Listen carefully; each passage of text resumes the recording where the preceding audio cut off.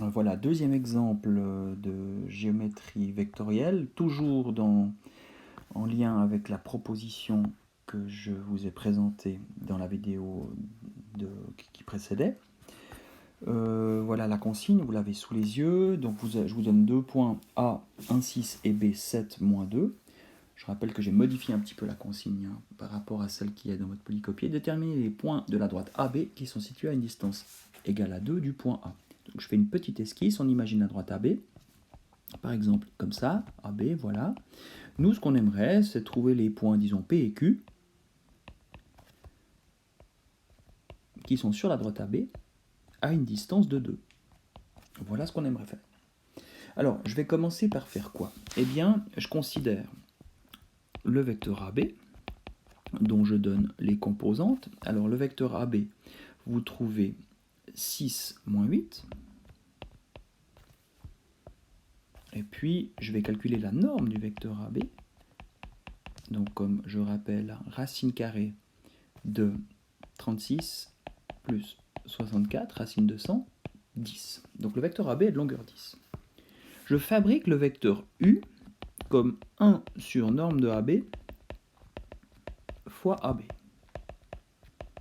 Donc, ce vecteur-là, en composante, donc c'est 1 dixième fois le vecteur 6 moins 8. Donc, si vous allez au bout du calcul, avec simplification de fraction, 6 dixièmes, 3 cinquièmes, moins 8 dixièmes, moins 4 cinquièmes. Donc ce vecteur-là, il est unitaire. Donc j'ai utilisé le résultat de la proposition, j'ai vraiment utilisé ce résultat-là. Il est unitaire et de même direction, de même sens que AB.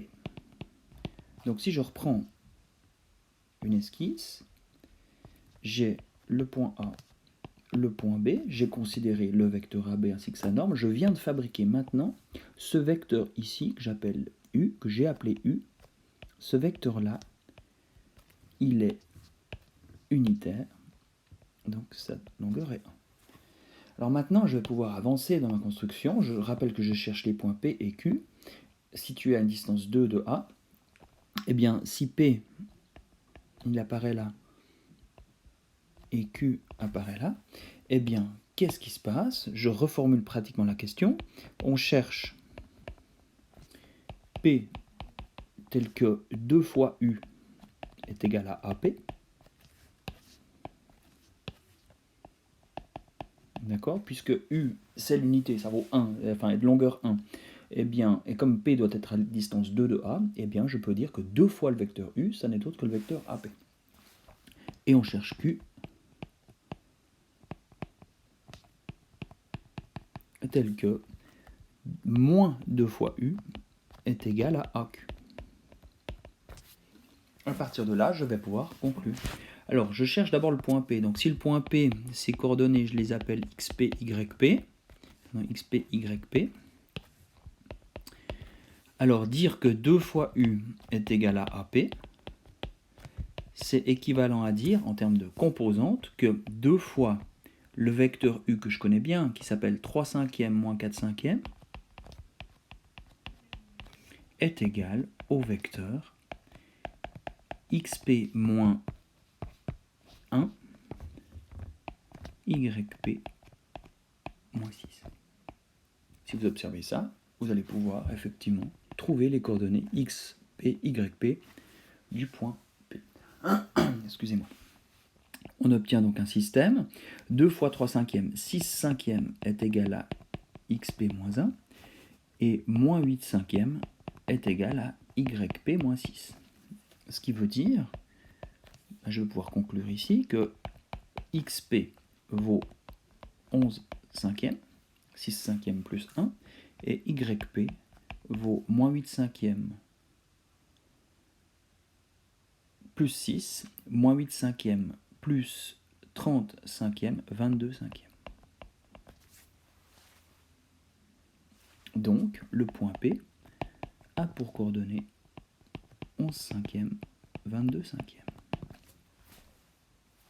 Ça, c'était pour le point P. Pour le point Q, de coordonnées xq, yq, eh bien, j'ai posé que moins de u est égal à aq.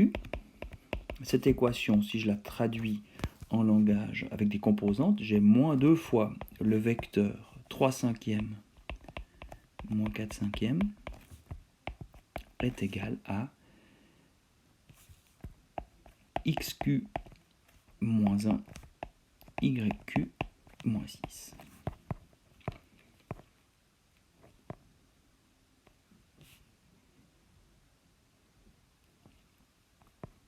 Je vais donc pouvoir avancer.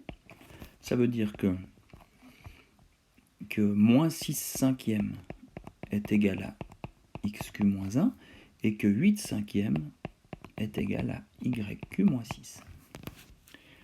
En conséquence, j'ai un système équivalent à dire que xq vaut moins 6 cinquièmes plus 1, donc moins 6 cinquièmes plus 5 cinquièmes moins 1 cinquième, et que yq, c'est 8 cinquièmes plus 6, 8 cinquièmes plus 30 cinquièmes, 38 cinquièmes. Je conclus que les coordonnées de q sont moins 1 cinquième, 38 cinquièmes. Est-ce que j'ai répondu à la question? Oui. Nous avons trouvé les points que j'ai appelés P et Q de la droite AB qui sont situés à une distance égale à 2 du point A. Vous observez, ce qui est intéressant ici, c'est plutôt la démarche. Je me suis fabriqué un vecteur unitaire de même sens que AB qui me sert, si vous voulez, d'unité de mesure. D'accord ? Si je fais un parallèle avec la règle graduée, je me suis donné l'unité de la règle, et puis j'ai placé après P et Q à 2 fois l'unité du point A. Tout ça avec un langage vectoriel. Voilà.